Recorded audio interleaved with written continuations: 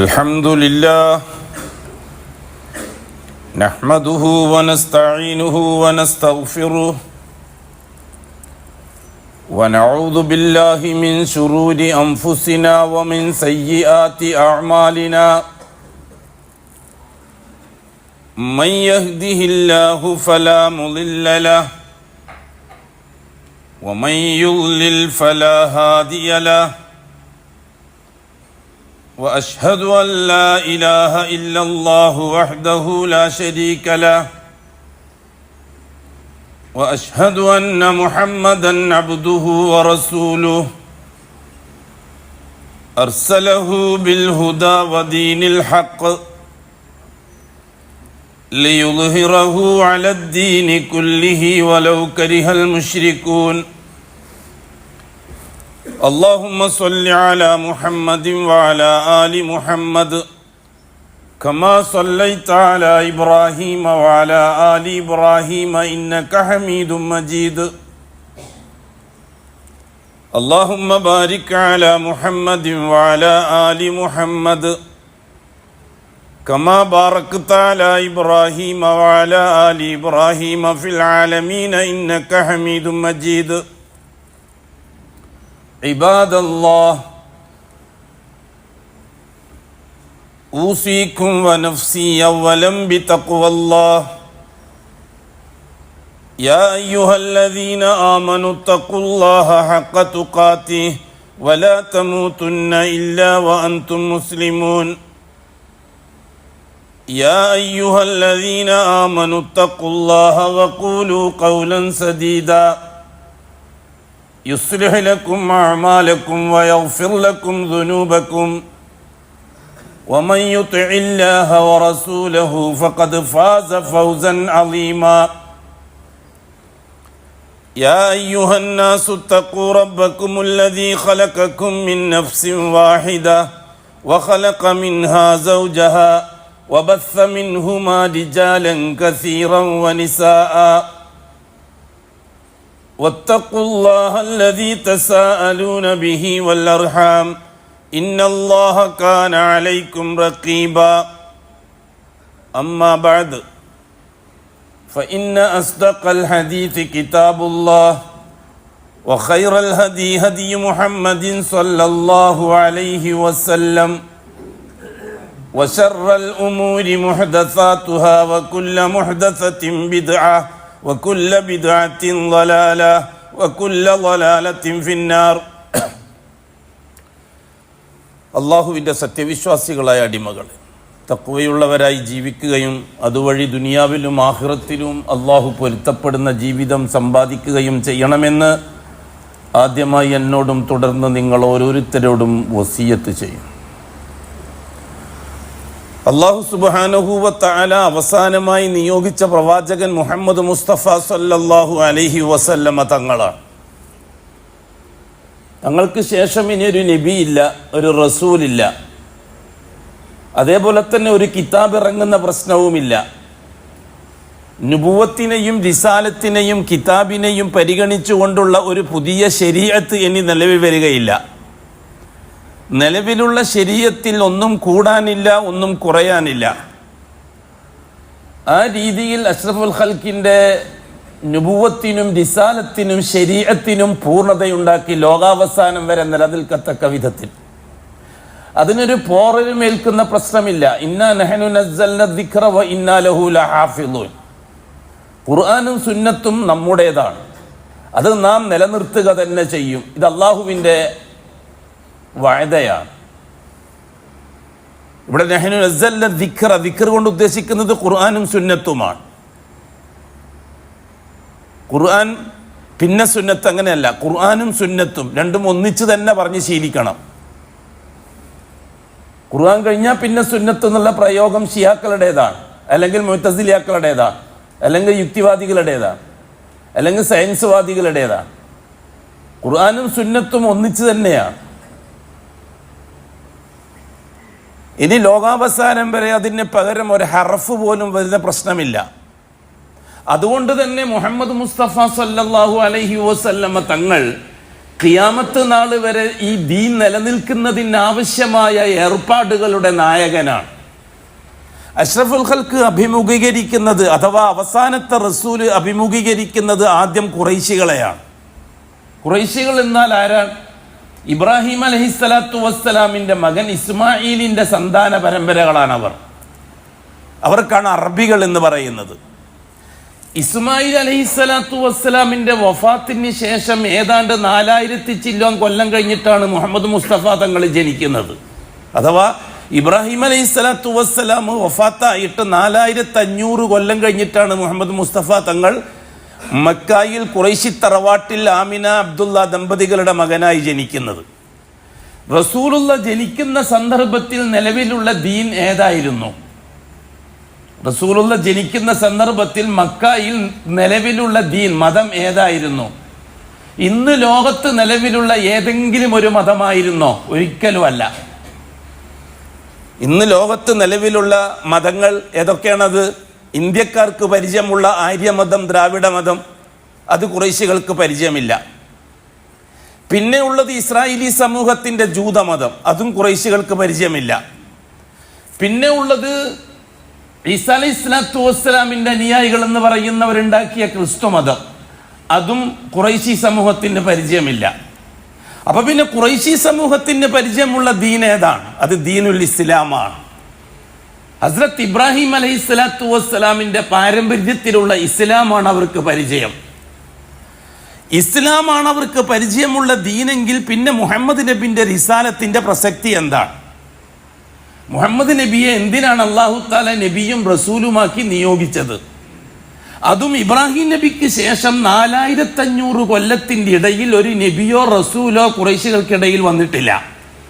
അറബികൾക്കിടയിൽ ഒരു നബിയോ റസൂലോ 4500 കൊല്ലത്തിനിടയിൽ വന്നിട്ടില്ല.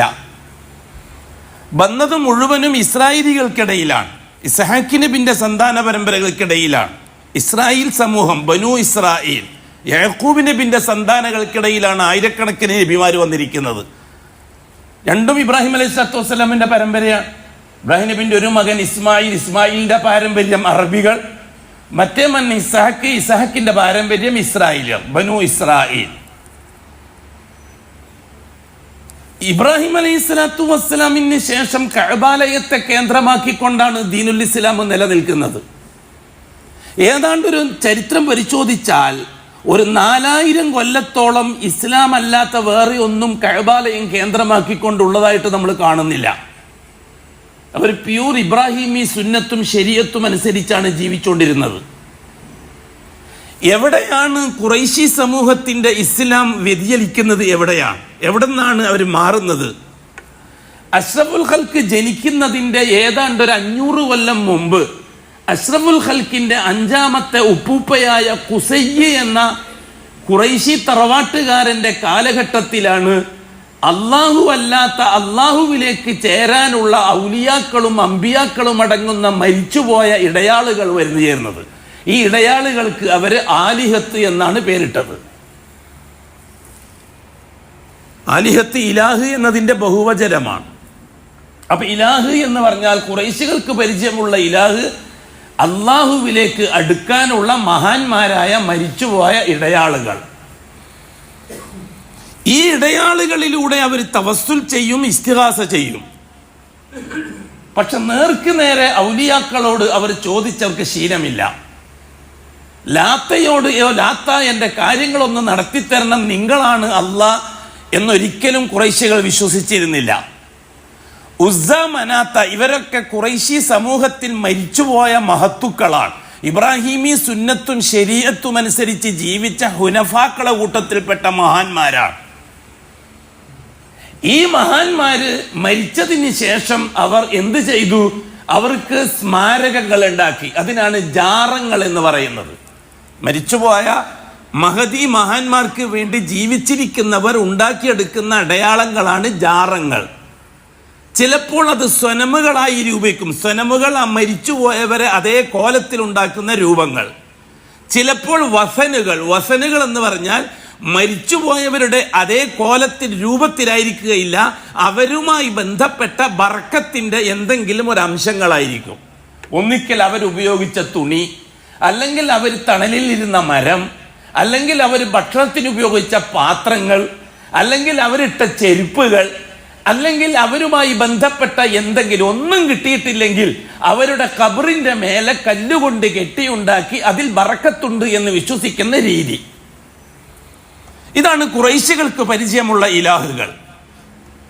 ഈ ഇലാഹുകൾ സ്വയം പ്രാപ്തിയുള്ളവരാണെന്ന് ഖുറൈശികൾ വിശ്വസിച്ചിരുന്നില്ല.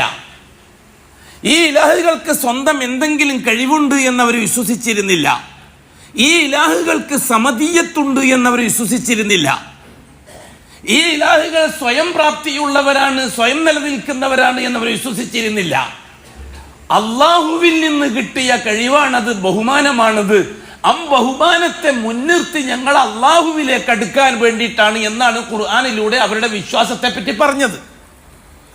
ഇവര് ലാത്തയെയോ ഉസ്സയെയോ മനാത്തയെയോ ഹുബുലുല്ലയിലായെയോ അല്ലെങ്കിൽ ഇബ്രാഹിം നബിനെയോ ഇസ്മായിൽ നബിനെയോ അതുപോലെ കഴിഞ്ഞുപോയ നബിമാരെയോ റസൂലുകളെയോ ഔലിയാക്കളെയോ സ്വയം പ്രാപ്തിയുള്ളവരും കഴിവുള്ളവരുമാണ്, അവരാണ് കാര്യങ്ങൾ നടത്തുന്നത് എന്ന് വല്ലാഹി വിശ്വസിച്ചിരുന്നില്ല. പിന്നെ അവര് വിശ്വസിച്ചത് ഇവര് ഇലാഹുകളാണ്.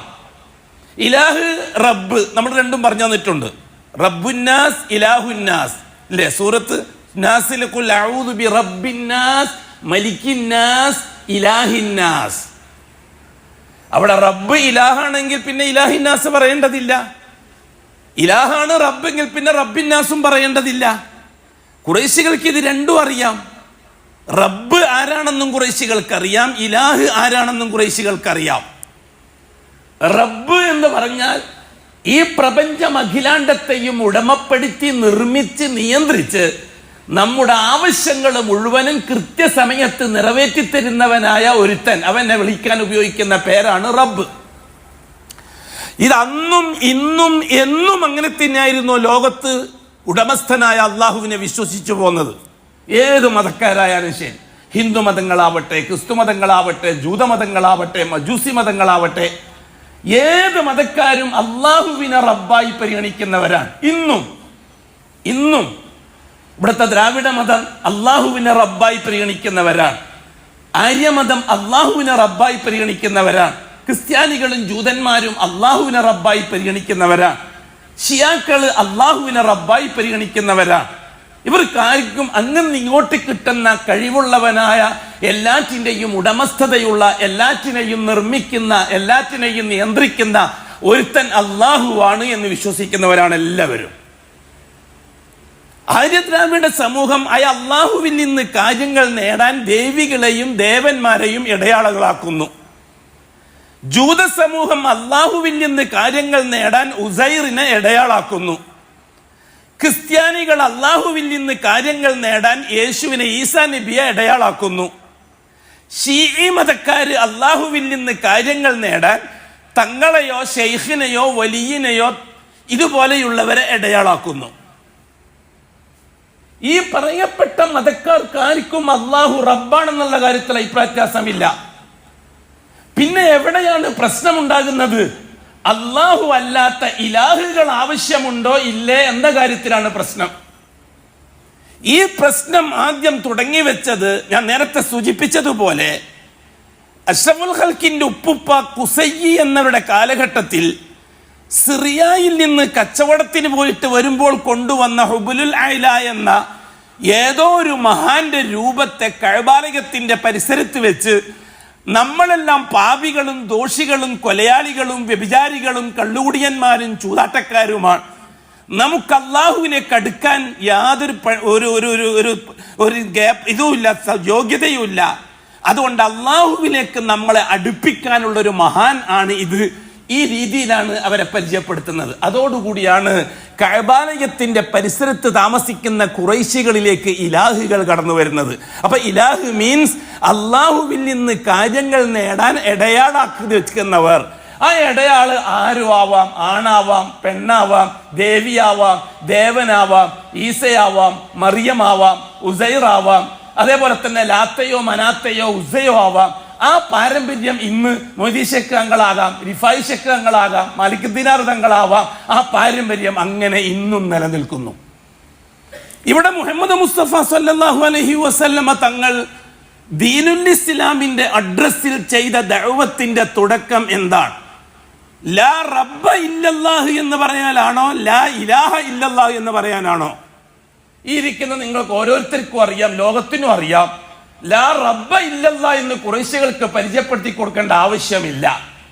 കാരണം അത് അവർ തന്നെ സമ്മതിക്കുന്നതാണ്.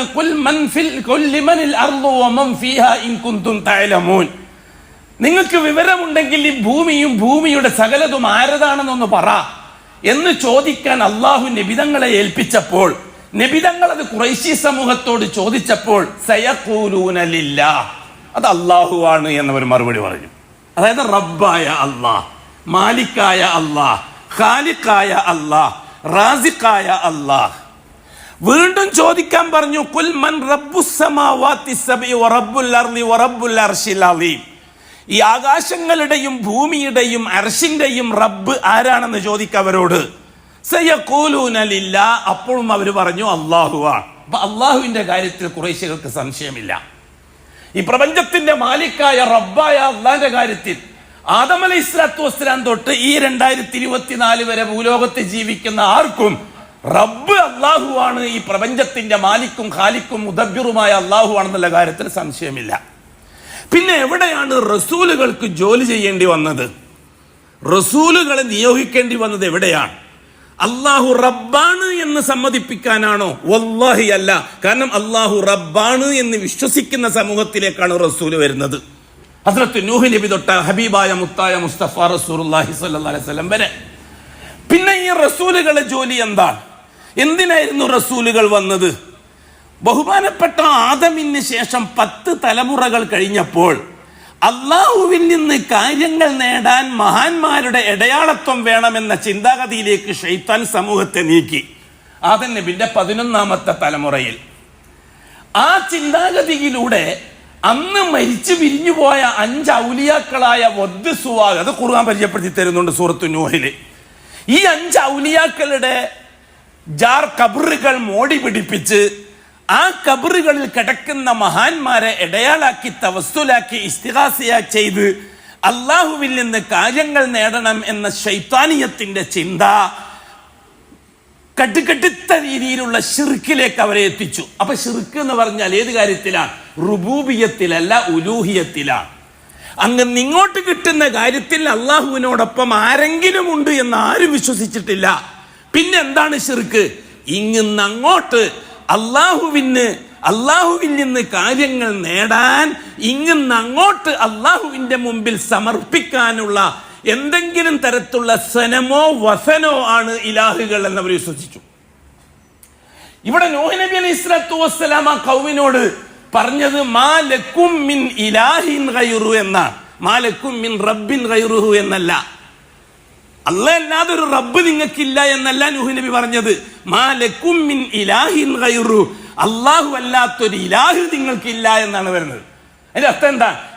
ഇങ്ങോട്ട് കിട്ടുന്നത് അള്ളാഹുവിൽ നിന്ന് തന്നെയാണെന്ന് നൂഹ് നബിന്റെ ഖൗമിന് അറിയാം. അങ്ങോട്ട് അള്ളാഹുവിന്റെ മുമ്പിൽ അള്ളാഹിന്റെ അടുത്ത് നിന്ന് കിട്ടാൻ വേണ്ടി ഒന്നിക്കിൽ ഷഫീഅൻ, അള്ളാഹ്ക്ക് ശുപാർശകളായിട്ടോ അല്ലെങ്കിൽ വസീൽ, ഇടയാളുകളായിട്ടോ അങ്ങോട്ട് സമർപ്പിക്കുന്നതാണ് ഇലാഹ്. ആ ഇലാഹ് ശരിയാവൂല എന്നാണ് നൂഹ് നബി പറഞ്ഞത്. നിങ്ങൾക്ക് മനസ്സിലാകുന്നുണ്ടാന്ന് വിചാരിക്കും. ഇങ്ങനെയും പറഞ്ഞിട്ട് മനസ്സിലാകുന്നില്ലെങ്കിൽ പിന്നെ മനസ്സിലാകാതിരിക്കലാ നല്ലത്, അങ്ങനെ ജീവിച്ച് മരിക്കലാ നല്ലത്. മുഹമ്മദുർ റസൂലുള്ളാഹി സ്വല്ലല്ലാഹു അലൈഹി വസല്ലം നബിയും റസൂലുമായിട്ട് വരുമ്പോൾ ആ കാലഘട്ടത്തിലെ ഖൗമിന്റെ അവസ്ഥ എന്താണ്? അഥവാ ഖുറൈശി സമൂഹത്തിന്റെ അവസ്ഥ എന്താണ്? അവർ അള്ളാഹുവിനെ റബ്ബായിട്ട് കാണുന്നവരാണ്. ആ അള്ളാഹ്ക്ക് വേണ്ടി കൃത്യമായി നിസ്കരിക്കുന്നവരാണ്. ആ അള്ളാഹ്ക്ക് വേണ്ടി കഅബ തവാഫ് ചെയ്യുന്നവരാണ്. ആ അള്ളാഹ്ക്ക് വേണ്ടി കൃത്യമായി ഹജ്ജ് നിർവഹിക്കുന്നവരാണ്. അഷ്റഫുൽ ഖൽഖ് ജനിക്കുന്നതിനു മുമ്പും ഇതിലൊന്നും ഒരു വ്യത്യാസവും ഖുറൈശികൾ കാണിച്ചിട്ടില്ല. അള്ളാഹ്ക്ക് വേണ്ടി ഇബ്രാഹിമി ശരീഅത്തനുസരിച്ച് ജനാബത്ത് കുളിക്കുന്നവരാണ്. അള്ളാഹ്ക്ക് വേണ്ടി ഇബ്രാഹിമി ശരീഅത്തനുസരിച്ച് ഹൈലുൻ നിഫാസും കുളിക്കൽ ശുദ്ധിയാക്കുന്നവരാണ്. അള്ളാഹ്ക്ക് വേണ്ടി സദക്കയും സക്കാത്തും നൽകുന്നവരാണ്. അള്ളാഹ്ക്ക് വേണ്ടി സാധുക്കളെയും സാധുഗതികളെയും സനാഥുകളെയും സംരക്ഷിക്കുന്നവരാണ്. ആര്? ഖുറൈശികൾ. അബൂജഹൽ, ഉത്തുബത്ത്, ശൈബത്തുമാരടക്കമുള്ള ഖുറൈശികൾ. ഈ സമയത്ത് എന്തിനാണ് പിന്നെ മുഹമ്മദ് നബിയെ റസൂലാക്കി അള്ളാഹ് നിയോഗിക്കുന്നത്? എന്താണ് റസൂലായ മുഹമ്മദ് നബിന്റെ ഡ്യൂട്ടി? നിങ്ങൾ നിഷേധിക്കുന്ന, നിങ്ങൾ ഈ പറയുന്ന അല്ല ഞാൻ പറയുന്ന അല്ല എന്ന് പരിചയപ്പെടുത്തി കൊടുക്കാനാണോ? നിങ്ങൾ ഈ പറയുന്ന റബ്ബല്ല ഞാൻ പറയുന്ന റബ്ബ് എന്ന് പരിചയപ്പെടുത്തി കൊടുക്കാനാണോ? വല്ലാഹി അല്ല. മുഹമ്മദ് മുസ്തഫ തങ്ങളും നൂഹ് നബി തൊട്ട് ഇങ്ങോട്ടും ആദം നബി തൊട്ട് ഇങ്ങോട്ടും ഈ കാലഘട്ടങ്ങളിൽ അത്രയും ജനങ്ങൾ വിളിക്കുന്ന അതേ റബ്ബ് തന്നെയാണ് ഖുറൈശി സമൂഹം വിശ്വസിക്കുന്ന റബ്ബ്. പിന്നെ മുഹമ്മദ് നബി റസൂലായിട്ട് വന്നത് എന്തിനു വേണ്ടിയിട്ടാണ്? നിങ്ങളുടെ കാര്യങ്ങൾ നടത്തുന്നതിന് ആ റബ്ബിന്റെ ഒന്നിച്ച് വേറൊരു ഇലാഹ് പറ്റൂല, ഒരിടയാള് പറ്റൂല, ഒരു തവസ്സുല് പറ്റൂല, ഒരു ഇസ്തിഗാസ പറ്റൂല. നിങ്ങൾ ഔലിയാക്കളെ ഇടയാൾമാരാക്കുന്നുണ്ട്, അമ്പിയാക്കളെ ഇടയാളുകളാക്കുന്നുണ്ട്.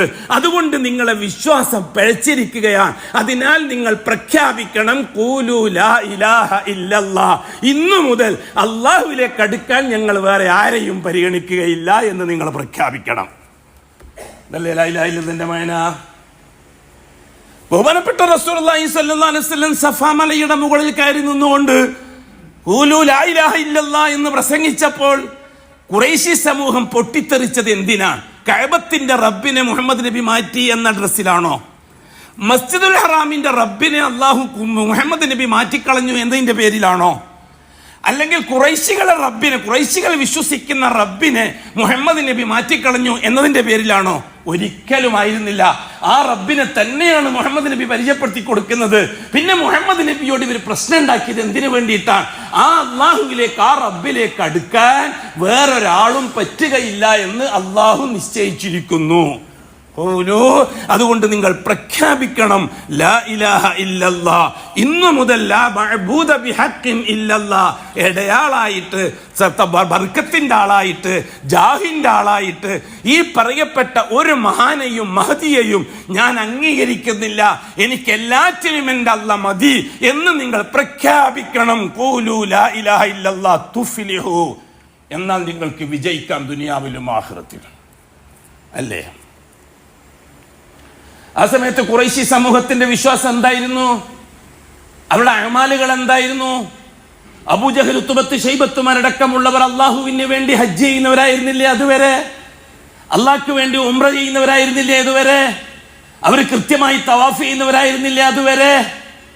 അതേപോലെ തന്നെ കൃത്യമായി മസ്ജിദുൽ ഹറാമിൽ നിസ്കരിക്കുന്നവരായിരുന്നില്ലേ അവർ? എന്തെങ്കിലും പ്രശ്നമുണ്ടെങ്കിൽ കഅബ തവാഫ് ചെയ്തിട്ടല്ലേ അവർ അള്ളാഹുവിനോട് ദുആ ചെയ്യാറ്? ആ ദുആ ചെയ്യുന്ന സമയത്ത് ബിബറക്കത്തിലാത്ത ബിജാഹിലാത്ത ഉസ്സ, ഈ രീതിയിൽ ബർക്കത്ത് കൊണ്ട് അതേപോലെ തന്നെ പോരിശ കൊണ്ട് എന്റെ കാര്യങ്ങൾ നടത്തണം അല്ലാഹുവേ എന്നാണ് അബൂജഹൽ, ഉത്ബത്ത്, ശൈബത്തുമാര് ദുആ ചെയ്തത്. അന്തുആയാണ് അഷ്റഫുൽ ഖൽഖ് എതിർത്തത്.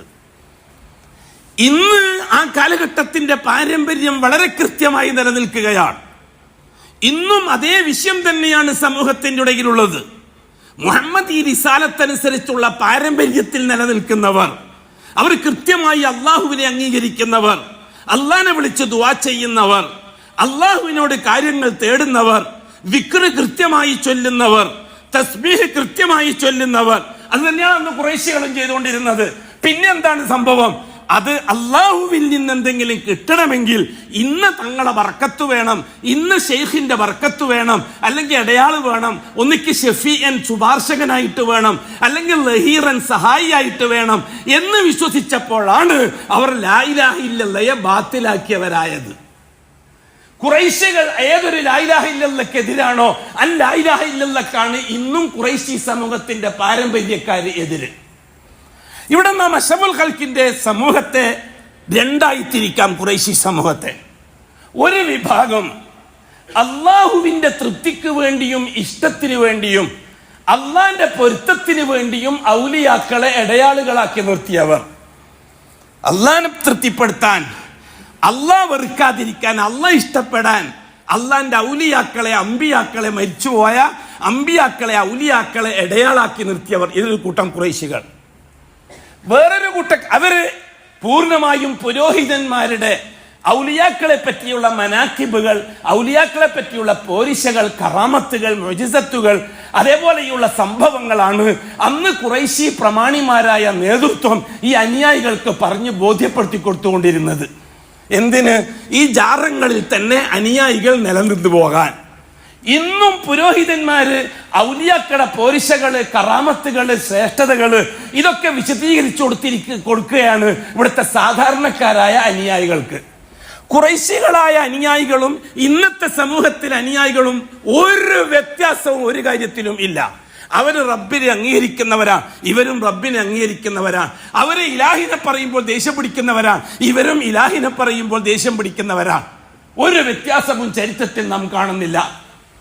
ഇവിടെ അല്ലാഹുവിന്റെ റസൂല് ഇലാഹിനെ പറഞ്ഞപ്പോൾ അവര് ഒരു വിഭാഗം കടുകടുത്ത രീതിയിൽ എതിർത്തത് മുഹമ്മദ് ഔലിയാക്കളെ എതിർക്കുന്നു, മുഹമ്മദ് ഔലിയാക്കളെ കൈവിടുന്നു, ഔലിയാക്കള് പറ്റൂല എന്ന് മുഹമ്മദ് പറയുന്നു, മഹാന്മാര് പറ്റൂല എന്ന് മുഹമ്മദ് പറയുന്നു, ലാത്തയും ഉസ്സയും പറ്റൂല എന്ന് മുഹമ്മദ് പറയുന്നു. അതുകൊണ്ട് മുഹമ്മദ് അള്ളാഹ്ക്ക് പൊരുത്തമില്ലാത്തതാണ് പറയുന്നത്.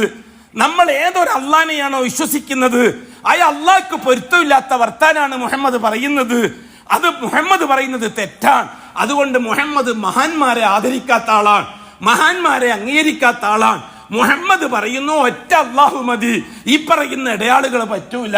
ഖുറൈശികൾ ചോദിക്കുകയും ചെയ്തു മുഹമ്മദ് നബിയോട്, അജഅലൽ ആലിഹത ഇലാഹൻ വാഹിദ, ഈ തങ്ങന്മാരെയും ഔലിയാക്കളെയൊക്കെ ഒഴിവാക്കിയിട്ട് ഒറ്റൊരു അള്ളാഹ് മതി എന്നാണോ മുഹമ്മദ് നീ പറയുന്നത്? അത്ഭുതമുള്ളൊരു കാര്യം തന്നെയാണ് നീ പറയുന്നത്. ഈ പരമ്പരാഗതമായ ഉപ്പുപ്പമാരും ഉമ്മമാര് എന്തെങ്കിലും പ്രശ്നം ഉണ്ടെങ്കിൽ ഔലിയാക്കളെ വാക്കത്തോണ്ട് ജാഹുവർക്കത്തോണ്ട് അള്ളഹാനോട് ചോദിച്ചവരായിരുന്നു നമ്മൾ ഉപ്പുപ്പമാരൊക്കെ. ഇപ്പൊ മുഹമ്മദ് വന്നിട്ട് പറയുന്നു അത് പറ്റൂല, അള്ളഹാനോടേ ചോദിക്കാൻ പറ്റുകയുള്ളൂ. അതുകൊണ്ട് മുഹമ്മദ് വഴിപിഴച്ചിരിക്കുകയാണ്. ഇതാണ് ഖുറൈശി സമൂഹത്തിലെ ഒരു വിഭാഗം. അവരുടെ പൂർവികന്മാർ പുരോഹിതന്മാരുടെ വഴലും പ്രസംഗവും കേട്ടിട്ട് വിശ്വസിച്ചു പോയ കാര്യം അതാണ്. വേറൊരു വിഭാഗം, ഈ ആദ്യത്തെ വിഭാഗത്തിൽപ്പെട്ടവരാരെ പോലെ ഹംസത്ത് ബിൻ അബ്ദുൽ മുത്തലിബിനെ പോലെ, ഉമറുൽ ഫാറൂഖിനെ പോലെ ഇവരൊക്കെ മുഹമ്മദ് ഔലിയാക്കളെ നിഷേധിക്കുന്നു. നമ്മളെ ഉസ്താദുമാര് ഔലിയാക്കളെ ബഹുമാനിക്കാനാണ് പറയുന്നത്, ഔലിയാക്കളെ ഇസ്തിഗാസ ചെയ്യാനാണ് പറയുന്നത്, ഔലിയാക്കളെ തവസ്സുൽ ചെയ്യാനാണ് നമ്മൾ ഉസ്താദുമാര് പറയുന്നത്. മുഹമ്മദ് അതിന് നേരെ എതിരാ പറയുന്നത്. മുഹമ്മദിന് എവിടുന്ന് കിട്ടിയത്? മുഹമ്മദോട് ആര് പറഞ്ഞതാണിത്? ഇത് മുഹമ്മദിന്റെ സ്വന്തം വകയാണ്, അത് എന്തെങ്കിലും താല്പര്യം കാണും, അതുകൊണ്ട് ഒരു കാരണത്താലും അംഗീകരിച്ചുകൂടാ. നമ്മൾ ഉപ്പുപ്പമാര് ബഹുമാനിച്ച് ആദരിച്ച് നമുക്ക് പരമ്പരാഗതമായി തന്ന ഈ ഔലിയാക്കളെ ഒരു കാരണത്താലും തള്ളിക്കൂടാ. അത് വിശ്വാസത്തിന്റെ പേരിലായിരുന്നു അവർ പറഞ്ഞത്. റളിയല്ലാഹു തആല അൻഹു വിശ്വാസത്തിന്റെ പേരിലാണ് മുഹമ്മദിനെ എതിർത്തത് സല്ലല്ലാഹു അലൈഹി വസല്ലം. ഹംസത്ത് അബ്ദുൽ മുത്തലിബ് വിശ്വാസത്തിന്റെ പേരിലാണ് എതിർത്തത്. മറുഭാഗത്ത് ഉത്ബത്ത്, ശൈബത്ത്, അതേപോലെ തന്നെ അബൂജഹൽ, അവരുടെ വിശ്വാസം എന്തായിരുന്നു? അവർക്കും അറിയാം അല്ലാഹു ആണ് റബ്ബ്, പക്ഷെ അവർ അധികാരം കൈയാളുന്നവരാണ്, സമ്പത്ത് കൈയാളം ചെയ്യുന്നവരാണ്, അനുയായികളെ പ്രജകളാക്കി ഗുണ്ടകളാക്കി നടത്തുന്നവരാണ്. മുഹമ്മദ് പറയും പോലെ കാര്യം നടന്നാൽ അതോടുകൂടി വരുമാനം മുട്ടും, കഅബാലയത്തിലെ ജാറങ്ങളിലേക്ക് നേർച്ച വരുന്നത് ഇല്ലാതാകും, അതേപോലെ തന്നെ അവിടത്തേക്ക് സിയാറത്തിന് വേണ്ടി വരുന്നവർ ഇല്ലാതാകും, അതേപോലെ തന്നെ കാണിക്കകൾ കൊണ്ടുവരുന്നവർ ഇല്ലാതാകും, അതോടുകൂടി സാമ്പത്തിക തകർച്ച വരും, അധികാര നഷ്ടം വരും. അബൂ താലിബ് ആ ഗണത്തിൽപ്പെട്ടതായിരുന്നു, അബൂ ജഹൽ ആ ഗണത്തിൽപ്പെട്ടതായിരുന്നു, അബൂ ലഹബ് ആ ഗണത്തിൽപ്പെട്ടതായിരുന്നു. ഇപ്പൊ രണ്ട് വിഭാഗത്തെ മനസ്സിലായല്ലോ. ഇനി ആധുനിക കാലഘട്ടത്തിലേക്ക് പോവാ. ഇതേപോലെ തന്നെയാണ് ആധുനിക കാലഘട്ടത്തിലും പാരമ്പര്യ മുസ്ലിമീങ്ങളും ആദർശ മുസ്ലിമീങ്ങളും തമ്മിൽ വ്യത്യാസം ഇവിടെയാണ്. പരമ്പരാഗതമായി 1200 കൊല്ലത്തോളമായി ലോകത്ത് കിഴക്ക് മുതൽ പടിഞ്ഞാറ് വരെയുള്ള മുസ്ലിമീങ്ങൾ കൃത്യമായി അള്ളാഹുവിനെ ആരാധിക്കുന്നവരാണ്, അള്ളാഹിനെ റബ്ബായി കാണുന്നവരാണ്, കൃത്യമായി വിക്ർ ചെയ്യുന്നവരാണ്, തസ്ബീഹ് ചെയ്യുന്നവരാണ്, നിസ്കാരം നിർവഹിക്കുന്നവരാണ്, സക്കാത്ത് നിർവഹിക്കുന്നവരാണ്, ഒക്കെയാണ്. അവര് അള്ളാഹുവിലേക്ക് അടുക്കാൻ ഔലിയാക്കളെ ഇടക്ക് നിർത്തുന്നവരാണ്. അത് രണ്ട് വിഭാഗമാണ്. ഒരു വിഭാഗം ഈ ഉസ്താദുമാരുടെ പ്രസംഗങ്ങളും മറ്റും കേട്ട് ഔലിയാക്കളെ പറ്റിയുള്ള മതിപ്പങ്ങ് തലയിൽ കയറ്റി നിറച്ച് ഔലിയാക്കളില്ലാതെ കാര്യം നടക്കുകയില്ല, ഇത് അള്ളാന്റെ കൽപ്പനയാണ്, അള്ള പഠിപ്പിച്ചതാണ്, അതിനെതിരായിട്ടാണ് ഈ തൗഹീദിന്റെ ആൾക്കാർ പ്രസംഗിക്കുന്നത്, അതുകൊണ്ട് അംഗീകരിച്ചു കൊടുക്കുന്ന പരിപാടിയേ ഇല്ല, ഔലിയാക്കളില്ലാതെ വിഷയമേ ഇല്ല, ഔലിയാക്കള് ആ ഉസ്താദുമാര് പറഞ്ഞ പോലെ തന്നെയാണ് കാര്യം. അങ്ങനെ അന്ധമായി ഉസ്താദുമാരുടെ പ്രസംഗങ്ങളും വഴലുകളും കേട്ട് ഈ മഹാന്മാരെ കൊണ്ടാണ് കാര്യങ്ങൾ നടക്കാതെ. അള്ളാഹ്ക്ക് ഇഷ്ടമുള്ള കാര്യമാണ്. നമ്മൾ വിശ്വസിക്കുന്ന അള്ളാഹ് അല്ലെങ്കിൽ വെറുക്കും. ഔലിയാക്കളെ വിട്ടാൽ അള്ളാഹ് വെറുക്കും. ഔലിയാക്കളെ കൈവിട്ട ഇടക്ക് നിർത്തിയില്ലെങ്കിൽ അള്ളാഹ്ക്ക് ഇഷ്ടമല്ല. ഈ രീതിയിൽ വിശ്വസിക്കുന്ന സമൂഹം അവർ ഖത്താബിന്റെ മകൻ ഉമറിന്റെയും അതേപോലെ ഹംസത്തുൻ അബ്ദുൽ മുത്തലിബിന്റെയും പാരമ്പര്യത്തിലുള്ളവരാണ് ഇന്ന് കാലഘട്ടത്തിൽ. വേറൊരു വിഭാഗമുണ്ട്, അവർക്ക് കാര്യങ്ങൾ അറിയാം. അവര് എന്തിനാണ് ഈ രീതിയിൽ ഇത്ര കട്ടിയിൽ തൗഹീദിന്റെ ശത്രുക്കളാകുന്നത്? അത് തൗഹീദിനോടുള്ള ശത്രുതയല്ല. അവർക്കറിയാം ഈ നാട്ടിലെ ജനങ്ങള് അള്ളാഹു മാത്രം എന്ന ആശയത്തിലേക്ക് മുഹമ്മദ് മുസ്തഫ തങ്ങൾ പറഞ്ഞതുപോലെ വന്നാൽ ജാറത്തിലേക്കുള്ള ആള് കുറയും, നേർച്ച വഴിപാടുകൾ കുറയും, റാത്തീബ് കുത്തുബിയത്തുകൾ കുറയും, സലാത്ത് ഹൽക്കദിക്റുകൾക്കൊന്നും ആളെ കിട്ടൂല. അതേപോലെ ഈ തോന്നിവാസങ്ങൾക്കൊന്നും ആളെ കിട്ടൂല. എല്ലാവരും അള്ളാഹിനോട് ചോദിച്ചു വാങ്ങാൻ തുടങ്ങിയാൽ നമ്മുടെ കാര്യം പോക്കാണ് എന്ന അബൂ താലിബിന്റെ ചിന്ത ഇന്ന് ശീഈ സംഘടനകളുടെ തലപ്പത്തിരിക്കുന്നവരെ ചിന്ത. അന്നത്തെ അബൂജഹലിന്റെ ചിന്ത ഇന്നത്തെ ശീഈ തലപ്പത്തിരിക്കുന്നവരുടെ ചിന്ത. അന്നത്തെ അബൂ ലഹബിന്റെ ചിന്ത ഇന്നത്തെ ശീഈ തലപ്പത്തിരിക്കുന്ന മൗലാനമാരുടെയും ശൈഖന്മാരുടെയും ചിന്ത. അവരെ പരിഗണിക്കുന്ന, അവരെ സ്വീകരിക്കുന്ന ആൾക്കാർ രണ്ടാമത്തെ ഗ്രൂപ്പ്. എന്റെ പ്രിയമുള്ളവരോട് ഞാൻ ചോദിക്കട്ടെ, ഇപ്പം വേറെ വിഷയത്തിനൊന്നും അർത്ഥമില്ല. കാരണം ശിർക്കും തമ്മിലാണ് നാട്ടിൽ ഏറ്റുമുട്ടിക്കൊണ്ടിരിക്കുന്നത്. ബിദ്അത്തും തമ്മിലാണ് ഏറ്റുമുട്ടിക്കൊണ്ടിരിക്കുന്നത്. അതെ, നമ്മൾക്ക് ജോലി കുറഞ്ഞിരിക്കുകയാണ്. ശിർക്ക്, ബിദ്അത്ത്, കുഫ്ർ, ദലാലത്തിനെ പറ്റിയുള്ള ചർച്ച അതിന്റെ ആൾക്കാർ തന്നെ പരസ്പരം ഏറ്റെടുത്ത അവസ്ഥക്ക് നമുക്ക് കാര്യത്തിലേക്ക് മടങ്ങി വരാം, അഥവാ തൗഹീദിലേക്ക് മടങ്ങി വരാം, ലാ ഇലാഹ ഇല്ലല്ലാഹിലേക്ക് മടങ്ങി വരാം. അള്ളാഹു നമ്മുടെ ജോലി കുറച്ചു തന്നിരിക്കുകയാണ്. വളരെ കൃത്യമായി മനസ്സിലാക്കണം, അള്ളാഹിന്റെ സഹായം എന്ന് പറഞ്ഞത് ഈ കാലഘട്ടത്തിലെ മോമിനിങ്ങൾക്ക് വലിയതാണ്. പഴയ കാലഘട്ടത്തിലെ പോലത്തെ വലിയ പരീക്ഷ ഒന്നും ഉണ്ടാവൂല. ചെറിയ പരീക്ഷണങ്ങളൊക്കെ ഉണ്ടാകും. ആ പരീക്ഷണത്തിൽ നിന്ന് കിട്ടുന്ന വിജയം വലിയ വിജയം. ഇന്ന് കേരളത്തെ സംബന്ധിച്ചിടത്തോളം മുശ്രിക്കുകളും ശിർക്കും തമ്മിലാണ് ഏറ്റുമുട്ടുകൾ. ബിദ്അത്തും തമ്മിലുള്ള ഏറ്റുമുട്ടലാണ് നടന്നുകൊണ്ടിരിക്കുന്നത്. കുഫറും തമ്മിലുള്ള ഏറ്റുമുട്ടൽ. അവരെ അല്ലാഹു തആല ശിഥിലമാക്കി വ്യത്യസ്ത ഗ്രൂപ്പാക്കി പരസ്പരം തന്നെ ശിർക്കും കുഫറും. എന്താണ് ശിർക്ക്, എന്തല്ല ശിർക്ക്, എന്താണ് കുഫർ, എന്തല്ല കുഫർ, എന്താണ് തവസ്സുൽ, എന്തല്ല തവസ്സുൽ, എന്താണ് ഇസ്തിഗാസ, എന്തല്ല ഇസ്തിഗാസ, ഇതൊക്കെ ചർച്ച ചെയ്യാൻ അവരെ തന്നെ അല്ലാഹ് ഏൽപ്പിച്ചിരിക്കുകയാണ്. ഇനി നമുക്ക് എന്ത് ചെയ്യാം? അടിസ്ഥാനത്തിലേക്ക് മടങ്ങാം. ലാ ഇലാഹ ഇല്ലല്ലാഹ്. ഹസ്രത്ത് ഉമർ റളിയല്ലാഹു തആല അൻഹുവിന്റെ അവസ്ഥയും ഹംസ എന്ന ചരിത്രം ഞാൻ പറഞ്ഞു തന്നിട്ടുണ്ട് നിങ്ങൾക്ക്. അള്ളാഹുവിനെ അത്രമാത്രം അംഗീകരിച്ച് ജീവിക്കുന്ന ആളായിരുന്നു ഹംസ. ആ ഹംസ അഷ്റഫുൽ ഖൽഖായ തങ്ങൾ ഔലിയാക്കളെ അംഗീകരിക്കുന്നില്ല എന്ന് പറഞ്ഞിട്ടാണ് മാറി നിന്നത്. അവസാനം സംഭവിച്ച സംഭവങ്ങൾ ഞാൻ നിങ്ങൾക്ക് വിശദീകരിച്ചു തന്നിട്ടുണ്ട്. ഇനി ഖത്താബിന്റെ മകൻ ഉമറിന്റെ അവസ്ഥ എടുത്തു നോക്കി. ഖത്താബിന്റെ മകൻ ഉമർ നിസ്വാർത്ഥന, നല്ലൊരു ഹൃദയമുള്ള വ്യക്തിയാണ്. ആദർശത്തിൽ വളരെ ശക്തമായ തീവ്രതയുള്ള വ്യക്തിയാണ്. സമ്പത്തും അധികാരവും ഖത്താബിന്റെ മകൻ ഉമറിനെ തീണ്ടിയിട്ട് പോലുമില്ല. ജാഹിലിയ കാലത്ത് അധികാരത്തിന് വേണ്ടി ആദർശത്തെ വിറ്റിട്ടില്ല ഖത്താബിന്റെ മകൻ ഉമർ. സമ്പത്തിന് വേണ്ടി ആദർശത്തെ വിറ്റിട്ടില്ല ഖത്താബിന്റെ മകൻ ഉമർ. ആളൊരു ജഗപോക്കിരിയാണ്, ഒക്കെ തന്നെയാണ്. അബൂ താലിബിനെ പോലെ സ്ഥാനം നിലനിർത്താൻ വേണ്ടിയിട്ട് ശ്രമിച്ച ആളായിരുന്നില്ല ഖത്താബിന്റെ മകൻ ഉമർ. അബൂജഹൽ, അബൂ ലഹബിനെ പോലെ പണമുണ്ടാക്കാൻ സാധാരണക്കാരന്റെ വിശ്വാസക്കുറവിനെ ചൂഷണം ചെയ്ത ആളായിരുന്നില്ല ഖത്താബിന്റെ മകൻ ഉമർ. ഖത്താബിന്റെ മകൻ ഉമർ മുഹമ്മദ് നബിക്ക് എതിരായത് അള്ളാന്റെ ഔലിയാക്കളെ മുഹമ്മദ് നബി എതിർക്കുന്നു എന്ന വാദം. ആ വാദം ഖത്താബിന്റെ മകൻ ഉമറിന് കിട്ടിയത് പുരോഹിതന്മാരിൽ നിന്നാണ്, ദാറുൽ നദുവയിൽ നിന്ന്. ദാറുൽ നദുവ എന്ന് പറഞ്ഞാൽ നിങ്ങൾക്ക് പരിചയപ്പെടുത്തി തന്നിട്ടുണ്ട്. ഇന്നത്തെ സുന്നി സെന്റർ അതാണ് അന്നത്തെ ദാറുൽ നദുവ. ഇന്നത്തെ സലഫി സെന്റർ അതാണ് അന്നത്തെ ദാറുൽ അർക്കം. ദാറുൽ നദുവയിൽ നിന്ന് കിട്ടുന്ന വഅളാണ് ഖത്താബിന്റെ മകൻ ഉമറിന് ആധാരം. മുഹമ്മദ് നബിന്റെ വഅള് കേൾക്കാനോ മുഹമ്മദ് നബിന്റെ ഖുർആൻ ഒത്തു കേൾക്കാനോ ഇതൊന്നും ഖത്താബിന്റെ മകൻ ഉമർ പോകാറില്ല, അതിന് തയ്യാറാവില്ല. ഒരു കാര്യം വിശ്വസിച്ചാൽ അതനുസരിച്ച് പ്രവർത്തിക്കുക, ഇതാണ് ഖത്താബിന്റെ മകൻ ഉമറിന്റെ പോളിസി. അതുകൊണ്ട് തന്നെ ഔലിയാക്കളില്ലാതെ കാര്യം നടക്കൂല, മഹാന്മാരെ ഇടയ്ക്കില്ലാണ്ട് കാര്യം നടക്കൂല. അത് വിശ്വസിച്ച ഖത്താബിന്റെ മകൻ ഉമർ അതനുസരിച്ച് പ്രവർത്തിക്കും. ഒപ്പം കള്ളും കുടിക്കും, ഒപ്പം ചീട്ടും കളിക്കും, ഒപ്പം ചൂതാട്ടവും നടത്തും. അതോടൊപ്പം കഅബയിൽ പോയി തവാഫും ചെയ്യും, മസ്ജിദുൽ പോയിട്ട് നിസ്കരിക്കുകയും ചെയ്യും. ഈ സന്ദർഭത്തിൽ ഒരു ദിവസമാണ് ഞാൻ സൂചിപ്പിച്ചതുപോലെ, അതുകൊണ്ട് നമ്മൾ വിഷയത്തിലേക്ക് മടങ്ങി വരാമെന്ന് പറഞ്ഞത്. നമ്മുടെ അടിസ്ഥാന വിഷയം ലാ ഇലാഹ ഇല്ലല്ലാഹ്. ഞാൻ പ്രതീക്ഷിക്കുന്നത് സാധാരണക്കാരിൽ ഒരു ചെറിയ ശതമാനം വരുന്നവരാ. അതായത് ഖുറൈശി കൂട്ടത്തിലെ മഹാഭൂരിപക്ഷം തവസ്സുൽ ഇസ്തിഗാസയുമായി പോയതുപോലെ ശീഈ വിഭാഗത്തിലെ മഹാഭൂരിപക്ഷം മൗലാന ശൈഖുനമാർ ഒന്നിച്ചാൽ ഇൻഷാ അല്ലാഹ് യാത്ര പറയുന്ന കാലം വിദൂരമല്ല. എല്ലാവരും കൂടി കൊത്തിപ്പിരിഞ്ഞ് യാഥാർത്ഥ്യമാവുകയും തൗഹീദ് ഒരു പച്ചയായ പരമാർത്ഥമായി പരിഗണിക്കുകയും ചെയ്യുന്ന കാലം വിദൂരമല്ല. ചുരുങ്ങിയത് പുതിയ നൂറ്റാണ്ടിന്റെ ഒരു അർദ്ധഭാഗമാകുമ്പോഴേക്കും നമുക്കത് പ്രതീക്ഷിക്കാം. ഇൻഷാ അല്ലാഹ് സുമ്മ ഇൻഷാ അല്ലാഹ്. കേരളത്തിൽ ഖത്താബിന്റെ മകൻ ഉമർ കള്ളുകുടിക്കാൻ വേണ്ടിയിട്ട് വീട്ടിൽ നിന്ന് പുറപ്പെട്ടതായിരുന്നു. കൂട്ടുകാരൊന്നിച്ച് ക്ലബിൽ അന്ന് ആരെയും കണ്ടില്ല. കള്ള് വാങ്ങാൻ വേണ്ടിയിട്ട് കള്ള് ഷാപ്പിലേക്ക് കയറിപ്പോയി പീടിക പൂട്ടിയിട്ടുണ്ട്.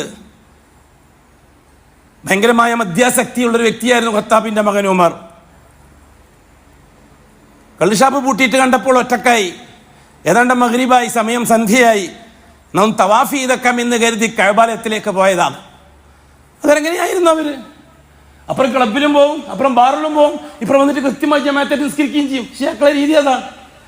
അപ്പുറം ശിർക്കും ചെയ്യും, ഇപ്പുറം വന്നിട്ട് അള്ളാഹിനോട് ദുആ ചെയ്യുകയും ചെയ്യും. അതാണ് അന്നത്തെയും ഇന്നത്തെയും അങ്ങനെ തന്നെ. എന്താണ്, എവിടെയാണ് വ്യത്യാസം? എന്താണ് ഞാൻ ചോദിക്കുന്നത് എന്റെ സമുദായത്തോട്? ഖത്താബിന്റെ മകൻ ഉമർ കഅബൻ തവാഫ് ചെയ്യാൻ വേണ്ടി ഹറമിലേക്ക് പ്രവേശിച്ചു. തവാഫ് ചെയ്യുന്നിടയിൽ ഈണത്തിലൊരു ശബ്ദം കേൾക്കുന്നു. മറയുടെ പിറകിൽ നിന്നുകൊണ്ട് ഒളിഞ്ഞു നോക്കി. മുഹമ്മദിന്റെ ശബ്ദം. മുഹമ്മദ് ഖുർആൻ പാരായണം ചെയ്യുന്നു. ഖത്താബിന്റെ മകൻ ഉമർ ആദ്യമായിട്ടാണ് അഷ്റഫുൽ ഖൽഖിന്റെ നാവിൽ നിന്ന് ഖുർആൻ കേൾക്കുന്നത്. ഖത്താബിന്റെ മകൻ ഉമർ അറബി സാഹിത്യത്തിൽ അങ്ങേയറ്റ കഴിവുള്ള ആളാണ്. വളരെ വിരലെണ്ണാവുന്ന ആൾക്കാർക്ക് മാത്രമേ എഴുതാനും വായിക്കാനും അറിയുള്ളൂ. ഖത്താബിന്റെ മകൻ ഉമർ ആ കൂട്ടത്തിൽ പെട്ടതാണ്. അഷ്റഫുൽ ഖൽഖ് ഇവിടെ നോദി, ഞാൻ കേൾപ്പിച്ചു നിങ്ങൾക്ക്. അൽഹാഖ മൽഹാഖ വമാ അദ്റാക മൽഹാഖ. ഖത്താബിന്റെ മകൻ ഉമർ ശ്രദ്ധിച്ചു കേട്ടു. ആദ്യമായിട്ട് കേൾക്കുകയാണ് ഇത്ര ശാസ്ത്ര ഭംഗിയുള്ള, സാഹിത്യ ഭംഗിയുള്ളൊരു വാചകം. കവിതകൾ ഒരുപാട് പാടിയിട്ടുണ്ട് ഖത്താബിന്റെ മകൻ ഉമർ. കവികളെ ഒരുപാട് പരിചയമുണ്ട് ഖത്താബിന്റെ മകൻ ഉമറിന്. പക്ഷെ ഈ രീതിയിൽ ഇങ്ങനെ പ്രസവിപ്പിച്ചിട്ട് ഒരു വാക്ക് ഇതുവരെ കേട്ടിട്ടില്ല. അങ്ങനെ തുടർന്ന് മുഹമ്മദ് നബി ഓതുകയാണ് നിസ്കാരത്തിൽ കഅബത്തിന്റെ അടുത്തുനിന്ന്. ഓതി ആദിന്റെയും ഇറമിന്റെയും ഫിറൗന്റെയും സംഭവങ്ങളാണ് പിന്നെ വിശദീകരിക്കുന്നത്. പിന്നെ നേരെ ഖിയാമത്ത് നാളിലേക്കാണ് പോകുന്നത് മുഹമ്മദ് ഓതിയിട്ട്.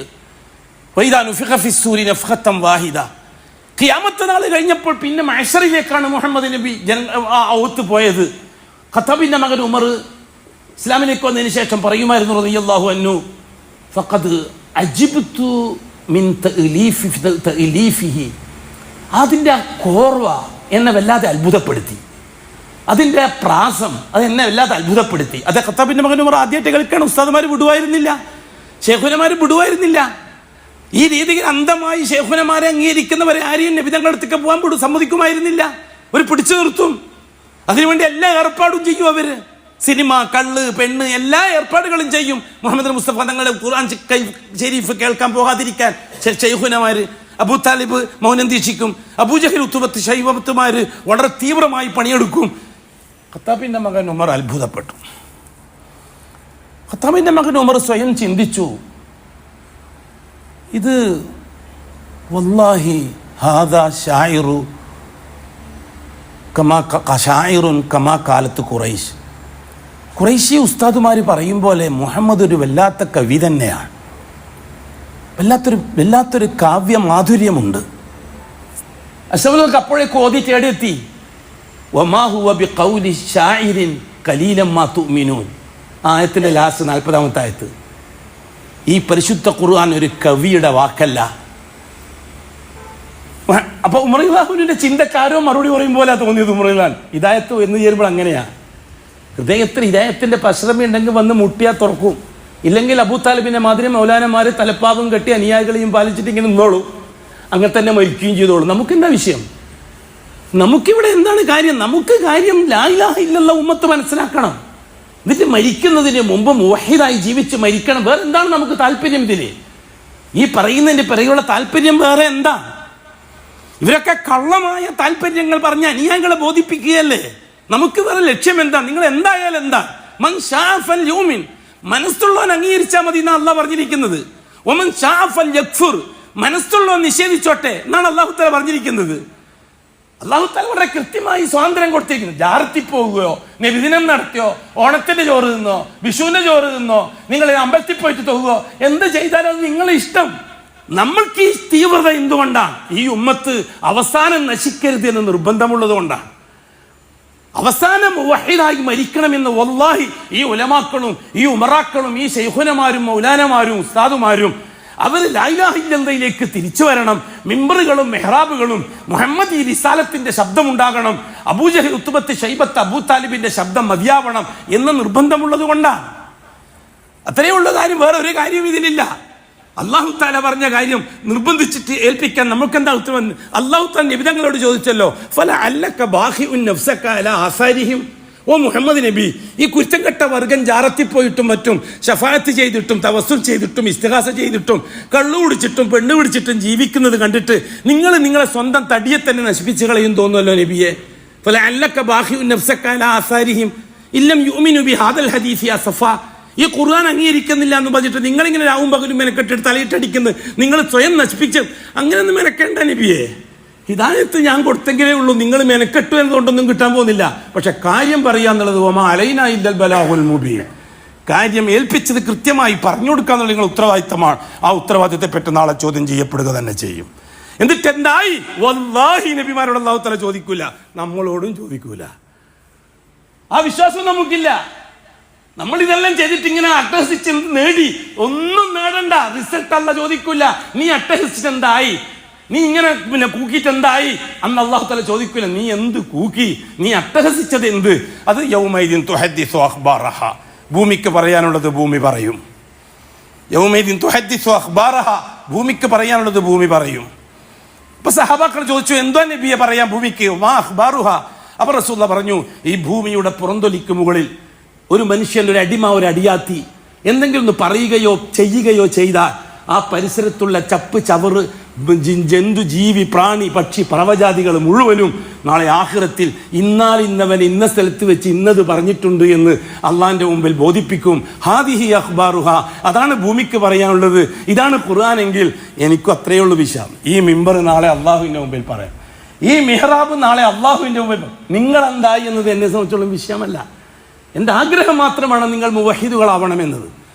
നമ്മളെ ശബ്ദം കേൾക്കുന്നവർ മുവഹിദുകളാകുന്നവർ. നമ്മുടെ റിസൾട്ട് അത് ഈ മിമ്പറും മിഹ്റാബും നാളെ പറഞ്ഞോളൂ. ഈ കാണുന്ന വസ്തുക്കൾ അശിയാകൾ മുഴുവൻ നാളെ പറഞ്ഞോളൂ. അന്ന് സാക്ഷി നിൽക്കും.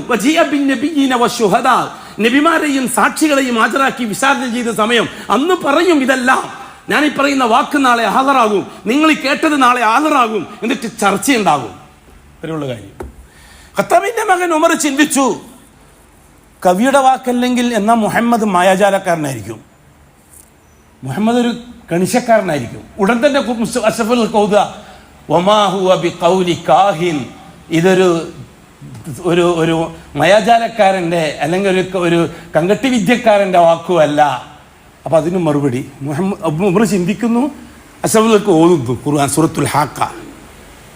അപ്പം പിന്നെ എന്തായിരിക്കും? ഉമർ ഇങ്ങനെ ചിന്തിക്കുകയാണ്, എന്നാൽ പിന്നെ മുഹമ്മദ് സ്വന്തം ഉണ്ടാക്കിയായിരിക്കും. സ്വന്തം ഉണ്ടാക്കാൻ മാത്രം കഴിവില്ലല്ലോ, എഴുതാനും വായിക്കാനും അറിയില്ലല്ലോ മുഹമ്മദിന്. പിന്നെ എഴുതാൻ മുഹമ്മദിന് ഇത് കിട്ടിയത്? അപ്പം തന്നെ മുഹമ്മദ് നബി അപ്പുറത്ത് ഓതുകയാണ്, തൻസീലും മിൻ റബ്ബിൽ ആലമീൻ. റബ്ബുൽ ആലമീനായ അള്ളാഹു അവതരിപ്പിച്ചതാണിത്.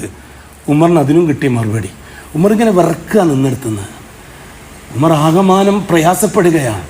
കാരണം ഏതൊരു അള്ളാഹുവിനെ പറ്റിയാണോ മുഹമ്മദ് പ്രസംഗിച്ചത്, ആ അള്ളാഹുവിൻ്റെ വാക്കാണിത് എന്നാണ് മുഹമ്മദ് പറഞ്ഞുകൊണ്ടിരിക്കുന്നത്.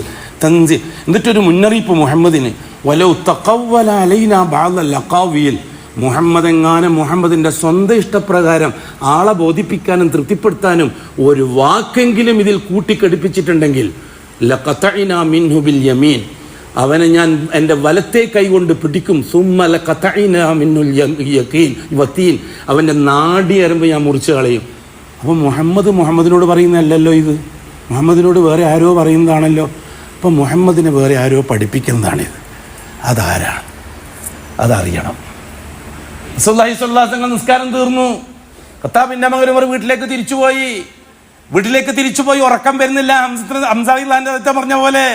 എങ്കിൽ പിന്നെ മുഹമ്മദ് പറയുന്നത് അള്ളാഹുവിൽ നിന്നാണെങ്കിൽ അള്ളാഹുവിനെ വിശ്വസിക്കുന്നവനാണല്ലോ ഉമറും. എങ്കിൽ പിന്നെ അത് അംഗീകരിക്കുന്ന ബാധ്യസ്ഥരല്ലേ? അങ്ങനെ നേരം വെളുക്കുന്നവരെ ഉറങ്ങിയില്ല. നേരം വെളുത്തപ്പോൾ വീണ്ടും സുന്നി സെന്ററിലേക്ക് പോയി. മൗലാനമാരുടെ വാഴ് കേട്ടു, മൗലാനമാരെ പ്രസംഗം കേട്ടു. അവിടെ വലിയ മൗലാന അബൂജഹൽ ഒരു ഓഫർ പ്രഖ്യാപിച്ചു. മുഹമ്മദ് നാട്ടിൽ ഭിന്നിപ്പിക്കുന്നുണ്ട്, നാട്ടിൽ പ്രശ്നമുണ്ടാക്കുന്നുണ്ട് മുഹമ്മദ്. അതുകൊണ്ട് മുഹമ്മദിനെ ബാക്കി വെച്ചാൽ ശരിയാകയില്ല. മുഹമ്മദ് ഓരോരാളെ സ്വന്തമാക്കാൻ തുടങ്ങിയിട്ടുണ്ട്. ഇതാ ഹംസ പോയിട്ടുണ്ട്, ഇനി കൂടുതൽ കാത്തിരുന്നൂടാ, എല്ലാരെയും ബുദ്ധിമുട്ടിക്കും. അതുകൊണ്ടൊരു കാര്യം ചെയ്യും, നിങ്ങളുടെ കൂട്ടത്തിൽ കെൽപ്പുള്ളവരാരെങ്കിലും ഉണ്ടെങ്കിൽ പറ, 100 ഒട്ടകം ഞാൻ തരാം, മുഹമ്മദിനെ കൊന്നിട്ട് വരാൻ പറ്റുമെങ്കിൽ. മൗലാനമാരെ വാഴ് കേട്ടപ്പോൾ ഖത്താബിന്റെ മകൻ ഉമർ അതിൽ വീണു. അങ്ങനെയാണ് സെൽഫി പള്ളിയിൽ വരും, ഷിയാ പള്ളിയിലും പോകും. സെൽഫി പള്ളിയിൽ നിന്ന് തൗഹീദ് വെക്കും, ഷിയാക്കള പള്ളിയിൽ നിന്ന് പിന്നെ ഷിർക്കും കേൾക്കും. ഷിർക്കിന്റെ ആൾക്കാർക്ക് ഒരുപാട് പറയാനുണ്ടാവും, കാരണം കൂട്ടിയിട്ടും കട്ടിട്ടും കള്ളവും ഇല്ലാത്തതും ഉണ്ടാകല്ലോ. തൗഹീദിന്റെ ആൾക്കാർക്ക് ഉള്ളതേ പറയാനുള്ളൂ. അപ്പൊ കൂടുതൽ കേൾക്കും അവിടെ, അതോടുകൂടി അങ്ങോട്ട് പോകും, പിന്നെ ഇങ്ങോട്ട് വരില്ല. പിന്നെ ഏതെങ്കിലും ആഴ്ചയിൽ കൂടി പോകുമ്പോഴായിരിക്കും വരിക. തന്നെ അവസ്ഥ. ഖത്താബിന്റെ മകൻ ഉമർ മൗലാനമാരുടെ വയത് കേട്ടപ്പോൾ അതിൽ വീണു. ഉമർ പറഞ്ഞു, ഞാൻ റെഡി. അങ്ങനെയാണെങ്കിൽ മുഹമ്മദിനെ ബാക്കി വെച്ചുകൂടാ. പിറ്റേന്ന് മുഹമ്മദ് നബിയെ കൊല്ലാൻ ഒരുക്കങ്ങളുമായി ഖത്താബിന്റെ മകൻ ഉമർ പുറപ്പെടുകയാണ്. അഖൂലു ഖൗലി ഹാദാ വല്ലാഹു അഅലം വഅസ്തഗ്ഫിറുല്ലാഹൽ അളീമ ലീ വലക്കും വഅസ്തഗ്ഫിഹി അന്നി വഅൻകും വഅൻ ജമീഇൽ മുസ്ലിമീന വൽ മുഅ്മിനീന അജ്മഈന വസ്തഗ്ഫിറുഹു ഇന്നഹു ഹുവൽ ഗഫൂറുർ റഹീം.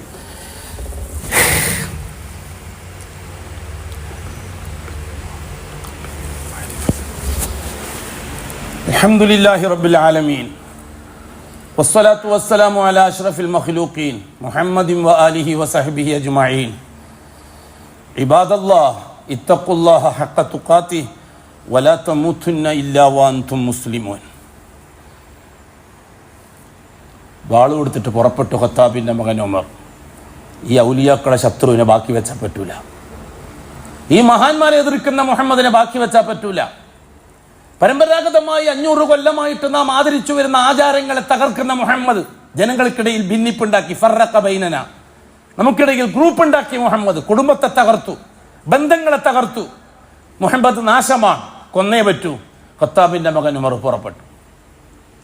വഴിയിൽ മഹാനായ നുഐം ഇബ്നു അബ്ദുള്ള എന്ന സഹാബി കണ്ടുമുട്ടി. ചെറുപ്പക്കാരനാണ്. അയിനെയാ ഉമർ? അങ്ങോട്ടാ പോന്നു ഉമർ? നല്ല പുറപ്പാടിലാണല്ലോ. ഞാൻ മുഹമ്മദിനെ കൊല്ലാൻ, അഖ്തുൽ മുഹമ്മദൻ. എന്താ കാര്യം? അവൻ ഭിന്നിപ്പുണ്ടാക്കുന്നവൻ, നാട്ടിൽ പ്രശ്നങ്ങൾ ഉണ്ടാക്കുന്നവൻ, നാട്ടിൽ കുഴപ്പമുണ്ടാക്കുന്നവൻ, പരമ്പരാഗതമായി നമ്മുടെ ആചാരങ്ങളെ എതിർക്കുന്നവൻ, നമ്മുടെ ഉസ്താദുമാരെയും ഷെയ്ഖുമാരെയും തള്ളിപ്പറയുന്നവൻ. ബാക്കി വെക്കാൻ പറ്റുകയില്ല. ഇപ്പം നുഐം റളിയല്ലാഹു അൻഹു ചോദിച്ചു, ഉമർ, ബനു അദിയ് ഗോത്രക്കാർ അടങ്ങിയിരിക്കുമെന്ന് തോന്നുന്നുണ്ടോ? അല്ല, ബനു ഹാഷിം ഗോത്രക്കാർ അടങ്ങിയിരിക്കുമെന്ന് തോന്നുന്നുണ്ടോ? ഉമർ റളിയല്ലാഹു അൻഹു അദിയ് ഗോത്രത്തിൽപ്പെട്ട ആളാണ്. ബനു അദിയും ബനു ഹാഷിമും തമ്മിൽ ഒരു യുദ്ധം നടന്നാൽ എന്താ സംഭവിക്കുക ഉമർ? ഖുറൈശി സമൂഹം ആദർശത്തിലല്ലേ മുഹമ്മദിനോട് വിയോജിപ്പുള്ളൂ, കുടുംബബന്ധത്തിൽ ഒരു വിയോജിപ്പില്ലല്ലോ. ഉമർ റളിയല്ലാഹു അൻഹു അടങ്ങുന്ന പ്രശ്നമില്ല, കലിപ്പിൽ തന്നെയാണ്. വീണ്ടും നുഐം ചോദിച്ചു, അങ്ങനെയാണെങ്കിൽ കുടുംബത്തെ നന്നാക്കിയിട്ട് പോരെ നാട്ടിൽ നന്നാക്കാൻ? മുഹമ്മദ് ബനു ഹാഷിം ഗോത്രത്തിൽപ്പെട്ട ആളല്ലേ? നിന്റെ ബനു അദീ ഗോത്രത്തിൽ തന്നെ ആ മുഹമ്മദിനെ അംഗീകരിച്ചവരുണ്ടല്ലോ, തൗഹീദ് അംഗീകരിച്ചുണ്ടല്ലോ. ആര്? നിന്റെ പെങ്ങള് ഫാത്തിമ, പെങ്ങളെ ഭർത്താവ് സഈദ് ബിൻ സൈദും. അവർ മുസ്ലിമായിരിക്കുകയാണല്ലോ, ലാ ഇലാഹ ഇല്ലല്ലാഹ് പറഞ്ഞിരിക്കുകയാണല്ലോ. അവരെ നന്നാക്കിയിട്ട് പോരെ മുഹമ്മദിനെ നന്നാക്കല്? വീട് നന്നാക്കിയിട്ട് പോരെ സാഹിബ് നാട് നന്നാക്കുന്ന പരിപാടി? ഖത്താബിൻ്റെ മകൻ ഉമറിൻ്റെ മനസ്സ് അലിശം കൊണ്ട് തള്ളി. നേരെ തിരിച്ചു വീട്ടിലേക്ക്, ഫാത്തിമാൻ്റെ വീട്ടിലേക്ക് നേരെ പോയി. വാതിൽ പോയി മുട്ടി. ഫാത്തിമ, അതെ, ഖത്താബിൻ്റെ മകൾ ഫാത്തിമ. ഈ ഊക്ക അടിയുണ്ടാവും, ഒരു രക്തത്തിൽ പറഞ്ഞതല്ലേ. ഖത്താബിൻ്റെ മകൻ ഉമർ, ഖത്താബിൻ്റെ മകൾ ഫാത്തിമ. ഫാത്തിമ റളിയല്ലാഹു തആല അൻഹുവിൻ്റെ ശബ്ദം കേട്ടു. ശബ്ദം കേട്ട ഉടനെ അവിടെ വേറൊരാളുണ്ടായിരുന്നു. ആരാന്നറിയോ? ഖബ്ബാബ് ബിൻ അറത്ത് റളിയല്ലാഹു അൻഹു. അവർക്ക് രണ്ടാക്കും ഖുർആൻ പഠിപ്പിച്ചു കൊടുക്കുകയായിരുന്നു. വാതിലടച്ചിട്ട് ഒറ്റയ്ക്ക് ഇരുന്നിട്ട്. അന്നും അതുണ്ടായിരുന്നു, ഖുർആൻ പഠിക്കണം. ഒന്നും പറഞ്ഞുകൊണ്ടിരിക്കുക ഇപ്പോൾ സമയമില്ല. ഖബ്ബാബ് ബിൻ അറത്ത് ഖുർആൻ പഠിപ്പിക്കുകയായിരുന്നു പെങ്ങൾക്കും പെങ്ങളെ ഭർത്താവിനും. അവർ 3 പേരും ഖുർആൻ പാരായണം ചെയ്യുന്നത് ഖത്താബിൻ്റെ മകൻ ഉമർ കേൾക്കുന്നു. മക്കയിൽ മുഹമ്മദ് മുസ്തഫ ഓതിയ ആ ഖുർആൻ്റെ അതേ ഈണം, അതേ ശൈലി. ഫാത്തിമ, ഞാൻ എന്താണ് ഈ കേട്ടുകൊണ്ടിരുന്നത്? നിങ്ങൾ 3 പേരും എന്താണ് വായിച്ചുകൊണ്ടിരിക്കുന്നത്? ഞങ്ങളിവിടെ സംസാരിച്ചുകൊണ്ടിരിക്കുന്നു. കാര്യം തുറന്നു പറഞ്ഞു, ഞാൻ അറിഞ്ഞിട്ടുണ്ട് നിങ്ങൾ 3 പേരും മുഹമ്മദിൻ്റെ ദീനിൽ ചേർന്നിട്ടുണ്ട്. എല്ലാം കൈവിട്ടിട്ട്, ഇലാഹുകളെ എല്ലാം കൈവിട്ടിട്ട് നിങ്ങൾ അല്ലാഹ് മാത്രം മതി എന്ന വാശത്തിന്. അപ്പം ഫാത്തിമ, ഖത്താബിൻ്റെ മകൾ ഫാത്തിമ ഒന്നിച്ച് Saeed bin സൈദുണ്ട്. Saeed bin Syed Umar റളിയല്ലാഹു അൻഹു പറഞ്ഞു, ശരിയാണ്. പറഞ്ഞ് പൂർത്തിയാകുന്നതിന് മുമ്പ് തന്നെ സഈദ് ബിൻ സൈദിനെ അടിക്കാൻ ഖത്താബിൻ്റെ മകൻ ഉമർ കൈയോങ്ങി. ഫാത്തിമ ഇടക്ക് കയറി നിന്നു. അടി കൊണ്ടത് ഫാത്തിമാക്ക്. മുഖം പൊട്ടി, ചുണ്ട് പൊട്ടി, ചോര വന്നു. ഫാത്തിമ പറഞ്ഞു, ഉമർ, നീ എൻ്റെ സഹോദരനാണ്, നിനക്ക് എന്ത് വേണമെങ്കിലും ചെയ്യാം, ഞങ്ങളെ വേണമെങ്കിൽ കൊല്ലാം, ഞങ്ങൾ തൗഹീദ് അംഗീകരിച്ചിട്ടുണ്ട്. അഷ്ഹദു അല്ലാ ഇലാഹ ഇല്ലല്ലാഹ് വഅഷ്ഹദു അന്ന മുഹമ്മദർ റസൂലുള്ളാഹ്, എനിക്ക് എന്ത് വേണമെങ്കിലും ചെയ്യാം.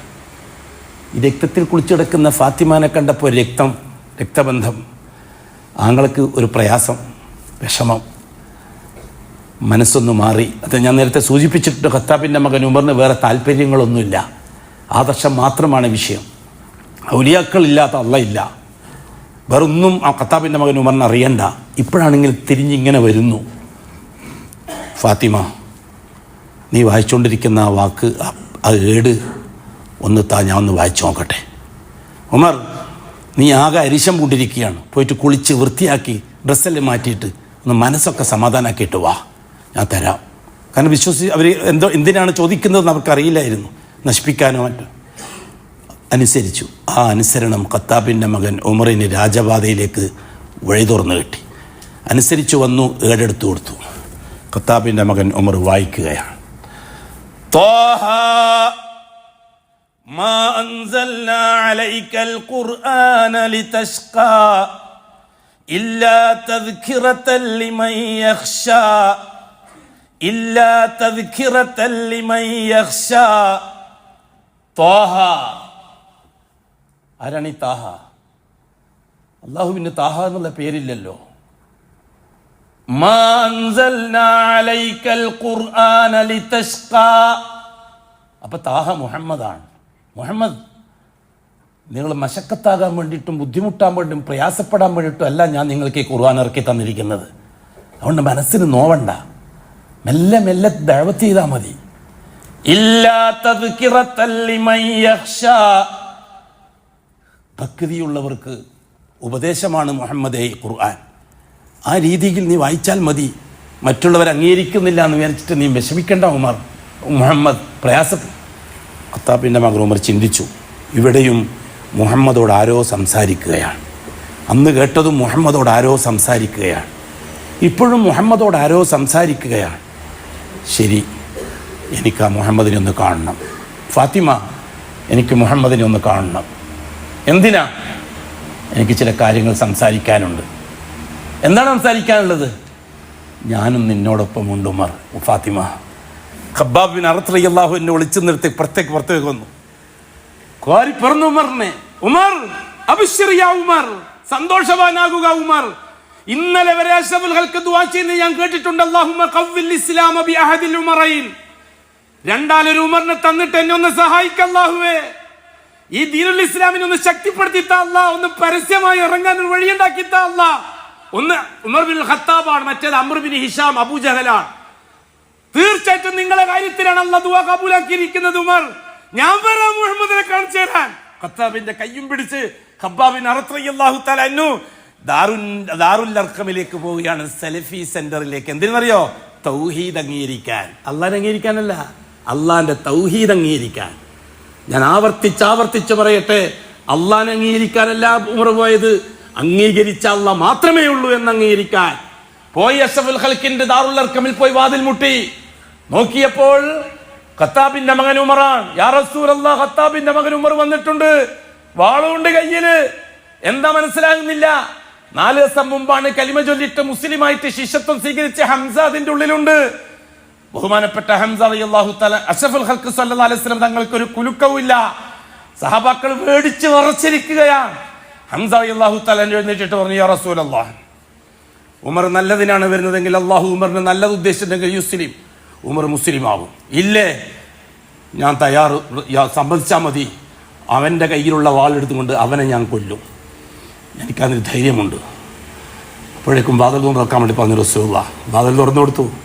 ഖത്താബിൻ്റെ മകൻ ഉമർ ഒരു പയ്യനെ പോലെ, ഒരു വിനയാന്യതനെ പോലെ, ഒരു അടിമയെപ്പോലെ നേരെ നടന്നു വന്നു. സഹബാക്കൾ വിറക്കുകയാണ്, ഹംസ ജാഗരൂകനാണ്, അഷ്റഫുൽ ഖൽഖ് ഇരിക്കുകയാണ്. നേരെ പോയി മുമ്പിൽ വന്നിരുന്നു. എന്താ ഉമർ നിൻ്റെ ഉദ്ദേശം? അഷ്റഫുൽ ഖൽഖ് ചോദിച്ചു. ഇനിയും എനിക്ക് നിർത്താനായിട്ടില്ലേ ഉമർ, ഇതൊന്നും എനിക്ക് ഇനിയും കാര്യം മനസ്സിലായിട്ടില്ലേ ഉമർ? മനസ്സിലായി റസൂലുള്ളാഹ്, ഞാൻ അംഗീകരിക്കാൻ വന്നിരിക്കുകയാണ്. ഞാൻ ഏറ്റവും അഷ്ഹദു അല്ലാ ഇലാഹ ഇല്ലല്ലാഹ് വഅശ്ഹദു അന്ന മുഹമ്മദർ റസൂലുള്ളാഹ്. എൻ്റെ പ്രിയമുള്ളവരെ, എൻ്റെ ശബ്ദം കേൾക്കുന്നവരെ, ലോകത്തുള്ള മുസ്ലിമീങ്ങളെ, മലയാളികളായ സുഹൃത്തുക്കളെ, ഉലമാക്കളെ, ഉമറാക്കളെ, ജമാഅത്ത് കമ്മിറ്റിക്കാരെ, മിമ്പറിൻ്റെയും മെഹ്റാബിൻ്റെയും ഭരണാധികാരികളെ, വാ നമുക്ക് ഖത്താബിൻ്റെ മകൻ ഉമറിൻ്റെ പിറകെ പോകാം. അബൂ താലിബിൻ്റെയും അബൂലഹബിൻ്റെയും പിറകെ നമുക്ക് വേണ്ട. നാം മുവഹിദുകളാകുക, ഷഹാദ പ്രഖ്യാപിക്കുക, അടിയുറച്ചു നിൽക്കുക. എനിക്കെൻ്റെ അല്ലാഹു മതി, ഹസ്ബി അല്ലാഹ് ലാ ഇലാഹ ഇല്ലാഹു അലൈഹി തവക്കൽതു റബ്ബുൽ അർശിൽ അലീം.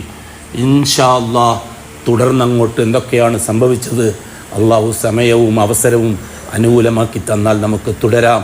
അള്ളാഹു അറിവിൽ ഒരുപാട് ബറക്കത്തും അമൽ ചെയ്യാൻ അതിനേക്കാളേറെ തൗഫീഖും തന്ന് അനുഗ്രഹിക്കട്ടെ. നമ്മുടെ രോഗികളോട് അള്ളാഹു താല കൃപ കാണിക്കട്ടെ.